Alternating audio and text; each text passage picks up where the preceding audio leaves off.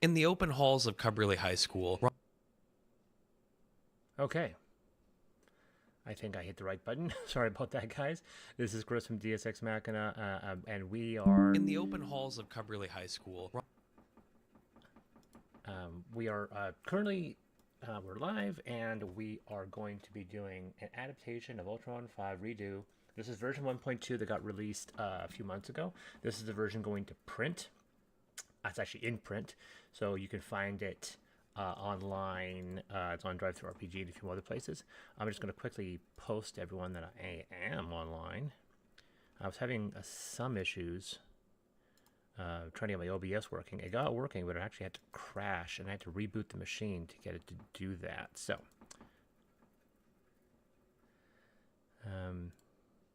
let's see here. I'm going to quickly zip on and tell everyone I am online. I'm going to say live now. And I'm just going to send that, post it to the socials.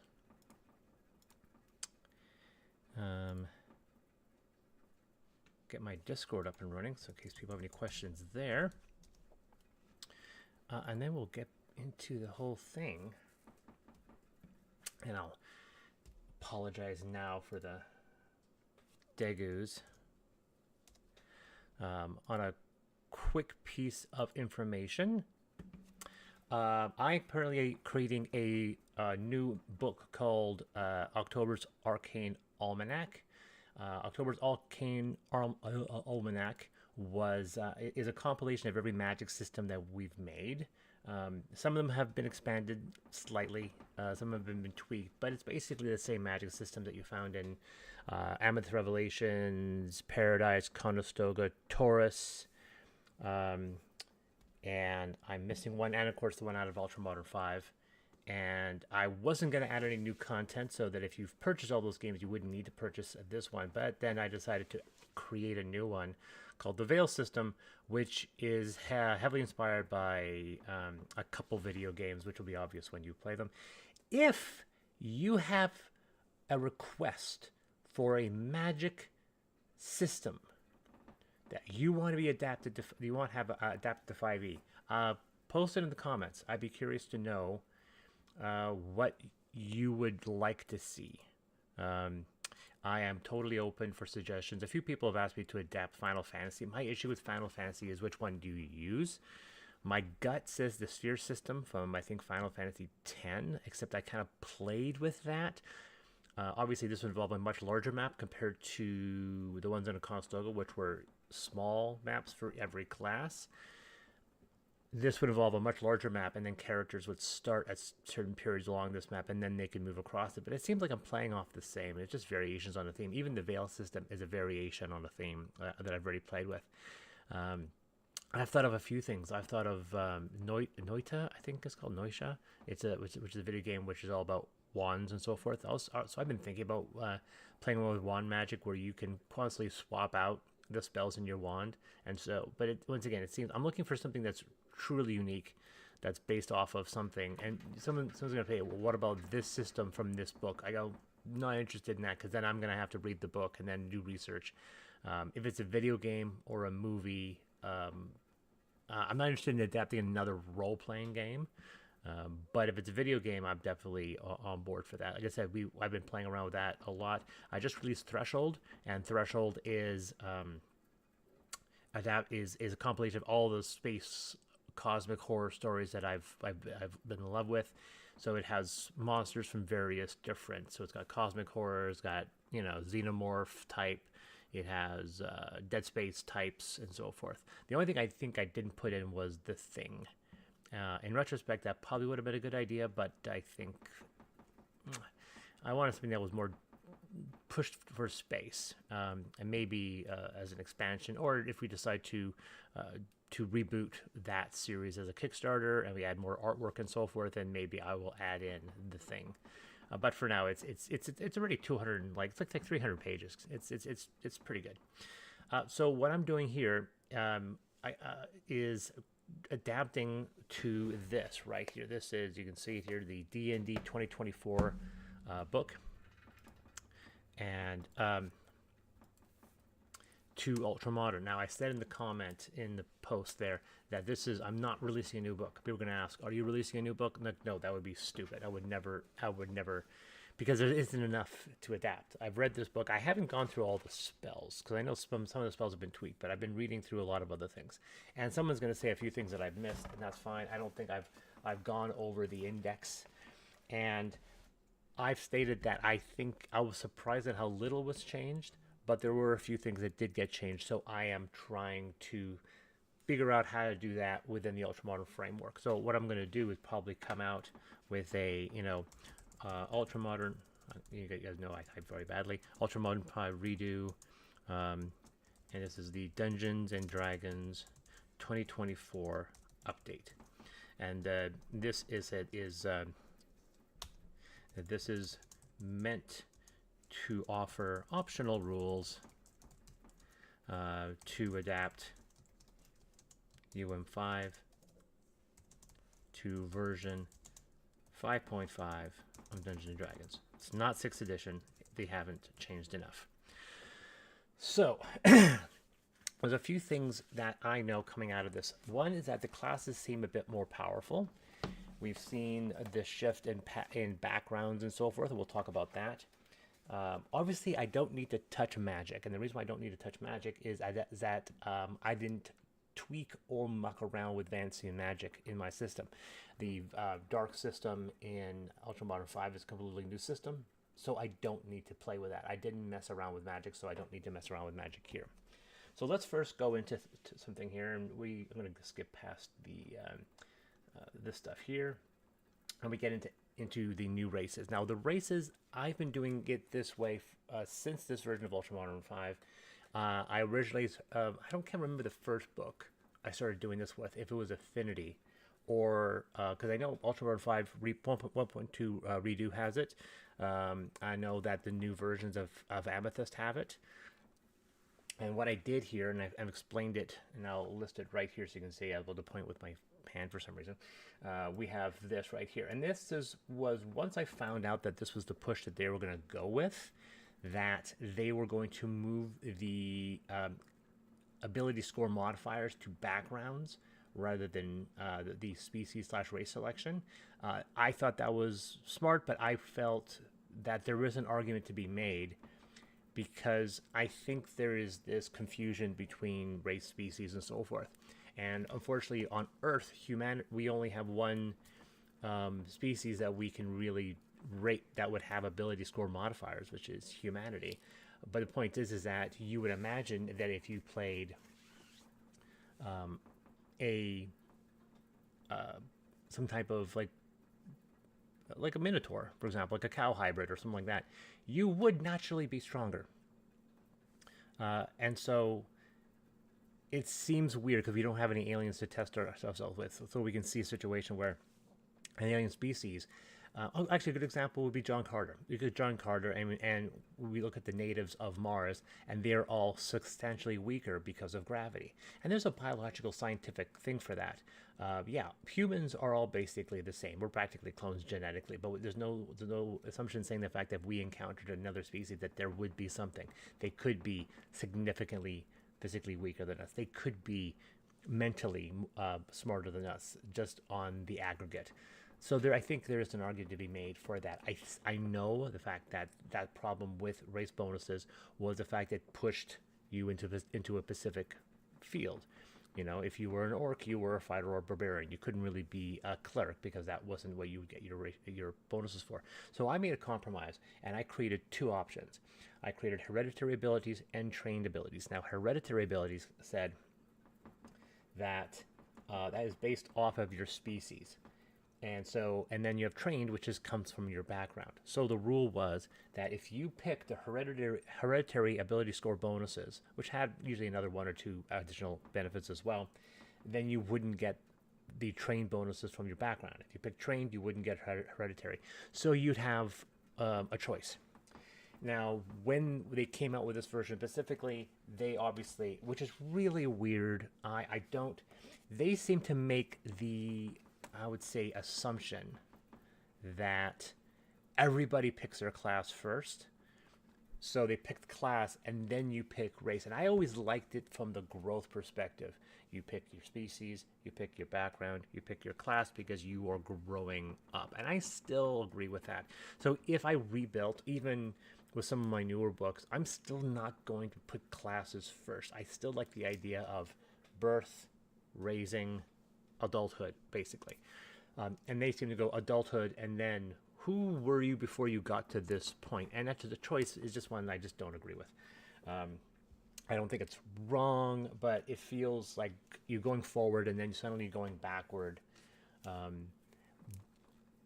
mean, you can have, and the thing is, in the story, in the way they built the book, you kind of have to retro go back and go, well, since I am a fighter, I have to pick these. So you're kind of going back in time to your origin, and like it's like it's same thing with class selection. In classes, you pick your class selection, but then you get additional bonus classes with. And then here I'm talking about trying to critique 2024, and I don't want to waste this thing critiquing it, but let's say you pick a fighter and you get certain skills and you select your skills because you get to pick a certain number of skills from a list.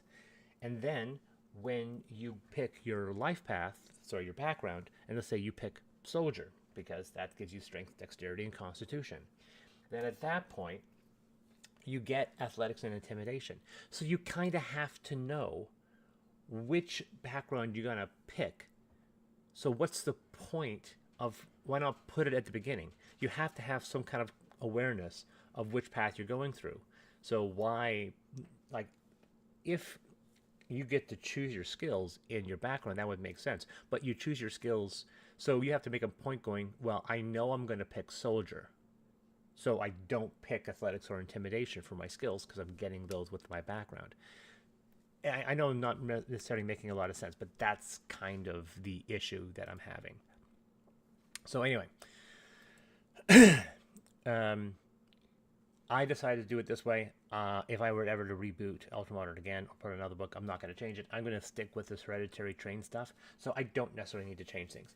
That being said, their idea, of course, is that you now get 3 benefits at +1 rather than a +2. Now, for most of us, we know how annoying that is because we like a +2 because a +2 is a guaranteed incremental increase. Now, you are developing your own abilities, so at this point, kind of like the Wheel of Fortune, you are pre-programmed now to put all of your attribute skills at the odds in where you want to develop. So if you want to, if you're a fighter, you're gonna put yourself to a 15 strength, not a 16 strength. There's no point because you're not going to get it to 17. You want to go 15, so you get the 16 with your ability score bonus, and then two levels later you can go and up it again. That's from my perspective what's going on. So I'm not changing this system, and it says here your wisdom score increases by 2. It's like any other score increases by 1. When we get to the chitin, which are here, your intelligence constitution each increased by 2. Select any other score increased by 1. Your maximum score at character creation is 14. Your charisma instead of 18. I have no problem playing around with these things, and with 2024, it's always 3. It's always +1. If I'm incorrect on that, I don't think so. I'm incorrect on that. I'm looking at it now, obviously. Let's say this 3 character abilities increase 1 by 2, another 1 by. Okay, so I misread that. So or increase all 3 by 1. None of these feat increases can raise the score above 20. That's pretty much straightforward. And then you get a feat, and I've talked about my issues with the feat selection because the feats don't give you ability to score bonuses. So why include it as a feat? Why not just give it as an ability bonus? But that's another thing entirely. So when we're looking at here, obviously I can do the same thing. I can say intelligence, constitution, and something else, and then use the same wording by saying, here are your 3 benefits. You can distribute +1s to every wit. You can go +2 in one, +1 on the other. I think that's nitpicking. I mean, it's a good idea going forward, and I might play with that going forward. But with these ones, I don't know if I need to bother. So your wisdom score increased by 2. Select any other score increased by 1. I could say, like with Kono, it doesn't really matter because you get your wisdom increase and then you get to pick anything else. So it doesn't matter. With chitin, because chitin are very alien, we don't have to worry about them. The altar increased one ability score by 2 and another by 1. So basically, we're just giving it to anybody. So that's a universal. The whole thing, of course, you get to have these things here. Animist, as I think is the same way.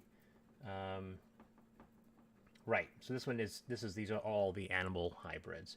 So one thing, dexterity. So this is effectively a whole bunch of backgrounds that are species based. So once again, I don't think I need to adjust any of these because it's mechanically still balanced.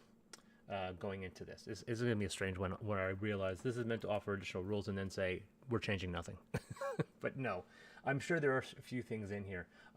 But this section isn't going to get rewritten. I'm pretty confident that we're not going to be rewriting this section. When we get into, we're going to skip through all of this and move on to life path. Now, here we have our train backgrounds. I mentioned that before. And in the train backgrounds, we have animal handling and athletic skills. So skill proficiencies are in there. They give you 2. I'm giving you 1, but I'm giving you a tool proficiency. I still think that this is somewhat balanced. I've said it numerous times that I don't believe skill proficiency drastically breaks a character's imbalance. I think when it comes to mechanically balanced characters, it all comes down to attack bonuses and attack damage.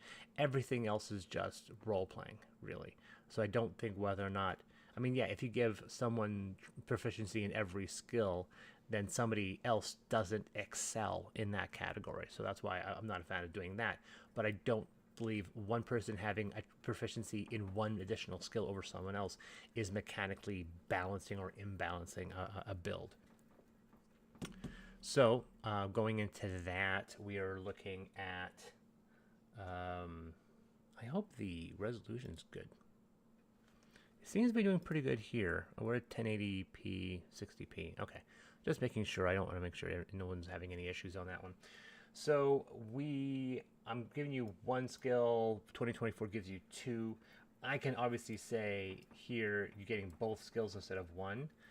But once again, I don't think it's really mechanically balancing. We can obviously say as an optional benefit,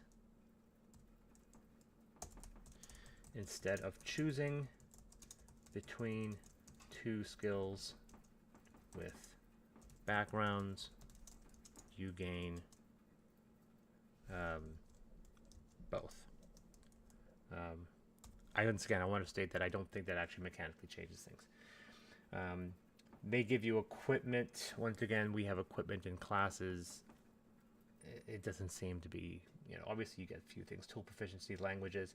So I don't think this is a huge thing. Obviously, they didn't do the whole life path thing. That's something I was very passionate about, so we're going to keep on doing that. We obviously added new skills. This is not going to change anything because they didn't add any new skills anyway. Because we added demolitions, engineering, computer use, and sciences, and then we've added mecha and vehicle as tools. Nothing much changes on that. Now, the one thing they did actually do, thankfully, is they actually added in tools and made them not worthless. So they actually allow you to have, tells you what the tool actually employs. Before they didn't, which was very, very frustrating. It's 220. So it gives you the ability, tells you what you can craft, what you utilize.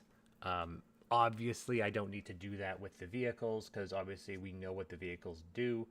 The other thing, of course, is that the tools are all connected to crafting most of the time. There's a few, obviously, exceptions, the instruments and the forgeries and so forth, but there is a lot of crafting on here, but there's obviously the precedent of non-crafting. So this falls into non-crafting, the mecha tool and the vehicle tool. The other thing I also state is armor proficiencies and weapon proficiencies are in no ways imbalancing or balancing. Adding a proficiency or taking away a proficiency isn't going to change a character's inherent balance. So that's basically talking about that. We're moving into our ladders. Now, This is where things get interesting. I stated in the book, and ladders are an optional system. I say it right here. We'll highlight it. Ladders are an optional system. The GM may choose to use them or not if they are included. However, all players should choose one to avoid imbalance.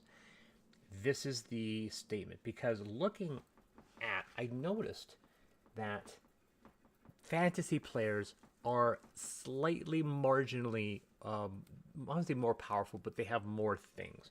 And that comes in the form of the feat that you get with your background, which is itself not very powerful, but it's an interesting additional benefit. You get this additional feat, whatever the case may be. Now, I can say here, this is something here, it is no longer imbalancing to mix. I apparently can't spell. Or misbalancing, unbalancing. I guess, yeah, that's on me. It is no longer unbalancing to imbalancing. It is no longer unbalancing to mix ladders and non-ladder characters. If employing 2024 fantasy classes and mixing them with UM5 classes, okay, we'll say specifically if the fantasy classes and mixing them with UM5, if the fantasy classes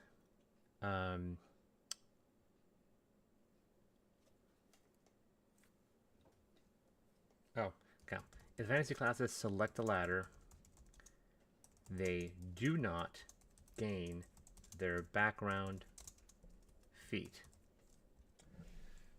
It is no longer amounting to mixing characters if employing 24 fantasy classes and mixing them with UM5 classes. Okay.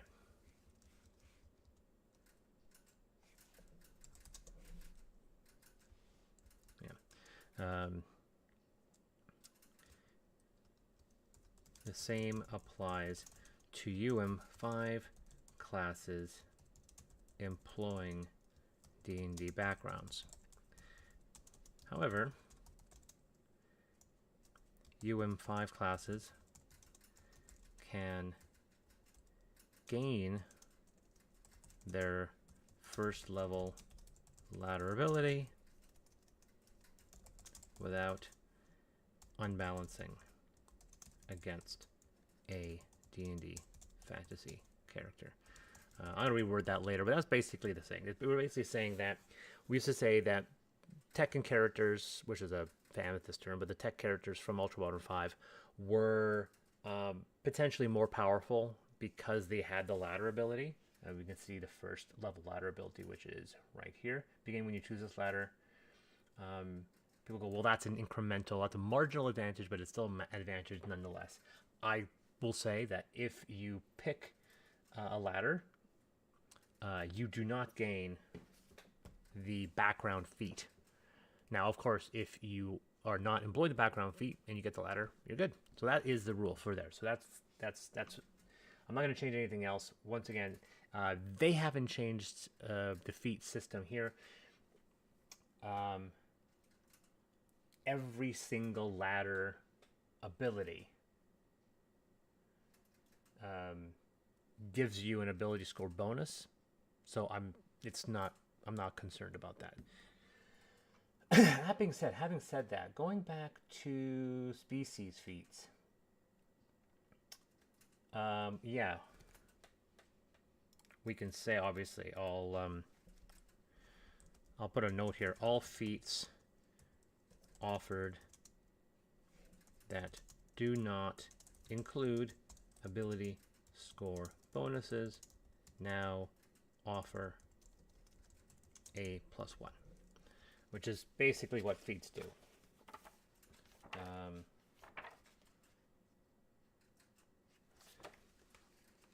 Which one, I don't really care. it personally doesn't really matter to me. I could just say it's a +1 to any ability score, a +1 to any ability score. Oh, apparently,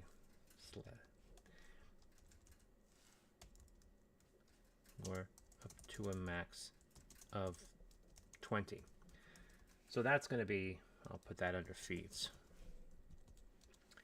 That only applies to a handful. It applies to these species feats and then to the generic feats that we have here. This one, those already offer that, so I don't have to worry about that. So just basically all the species feats. Right. Okay, so we got that done. We already talked about ladders. We've already mentioned that ladder gains are the equivalent of magic items. And if you have magic in your setting, to not use the ladder gains, but that's in the book, so I don't have to worry about that. We're going to get into classes. Now, we're going to look at the civilian just at the front here. The civilian is closely related to someone like, I guess, the rogue, because it's not magical, so we're going to sit on that one. And we see here, obviously, that I could represent this so it looks like the way they do it. You know, the hit die. I don't, obviously, that's not, it's just a simple presentation thing. The number of skill proficiencies, dexterity saving throw, obviously, with the civilian very specifically, is very universal, so you can pick it. So, and the same thing, selecting skills, so that's not going to change. Starting equipment doesn't have to change either. The big thing is getting into the class specifically. Now, they obviously have some presentation. They actually put the level, so we'll say, you know, level 2, level 3, whatever. That's a presentation issue. This is still presented the way the old 5e books does. I'll probably be using their format going forward. So level 5, I've always preferred having the titles with the levels. I just generally follow their formula. But here, the biggest one, now, I heard a rumor that they were going to put their subclasses at the same levels for every single class and potentially make them universal. That did not happen at all. It's still, I wouldn't say everyone, but most of the classes have their subclasses at separate levels. Almost all of them, I think all of them have starting one at 3rd level. And then you get 4 or 5 later down the road, and where they are is mostly the same, but not always. The point is that they kept with their original formula. They didn't change it up that much. I intentionally did it my way because I like the idea of having universal archetypes. So my archetypes are always at the same level. So that's neither here nor there. So they didn't really mess with that. Their ability score improvements are exactly at the same point, 4, 8. I, of course, have the same thing, and they've reworded it so to remind you that you can pick a feat. So nothing changes there. The big real change, proficiency point doesn't change, is going to be specifically at level 19. And with classes, where it's going to say, instead of ability score improvement, all UM5 classes replace this entry with the epic boon ability, which is a feat, but whatever. Now, I guess the ultimate question at that one is going to be whether or not those are spells. We're going to quickly switch to their epic boons. Okay, so the epic boons, of course, give you the +1 to a 30. Actually, I want a question I want to take here. Epic boon.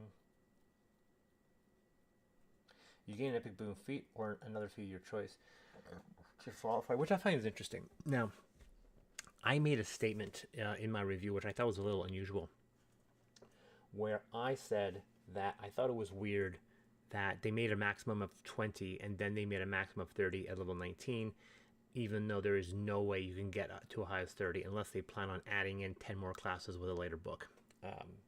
Regardless, we have the epic boon. Now, they have epic boon of dimensional travel. I'm not going to tell you which you can or cannot pick. The limitations of which of these are available are dependent on the specific setting being run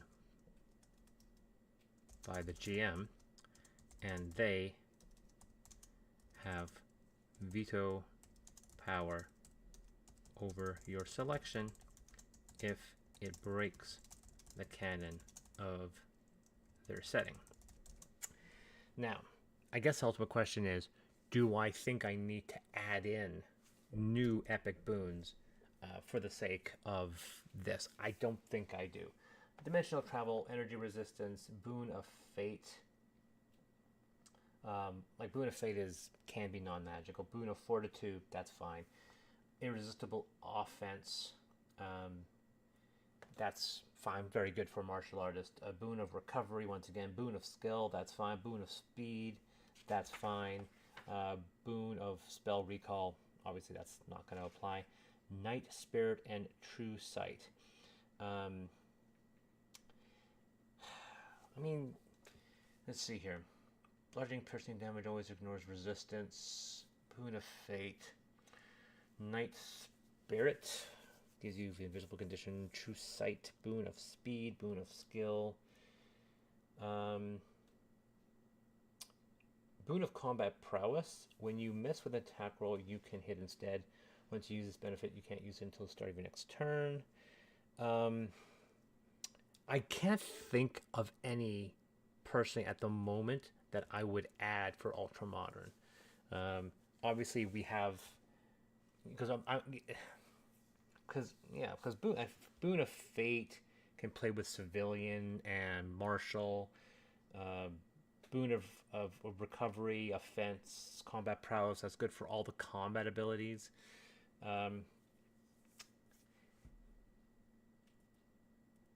I guess the only issue is that there isn't one specifically designed for the, potentially epic boons for dark spellcasters. If I do that, I'll probably include that here, and maybe I'll throw it in the Arcane Almanac as well, because I'm putting the boons in there as well as an optional benefit. I can't think of one. I'd have to go in and pick that. The only downside is that it becomes obvious. But wouldn't it be obvious as well? Like if you're a spellcaster, you're picking boon of spell recall. Like you're not picking a sorcerer and then picking boon of recovery. Like that's one thing that can see is maybe a bit frustrating, where they give you 1, 2, 3, 4, 5, 6, 7, 8, 9, 10, 11. You have 10 classes. It is relatively obvious which one you're going to pick. Like if you're any spellcaster, you're picking boon of spell recall. If you're a martial class, the rogue, if you're the rogue, you're probably going to pick a boon of skill or combat prowess. You're a fighter, you're definitely going to be either doing combat prowess or irresistible offense or boon of recovery, one of those three. But if you're a spellcaster, there's only really one you can really do. Sorry, this is probably a bit, you're probably not hearing me very well. So I can think of one, but obviously anything that's ranged combat prowess kind of covers it.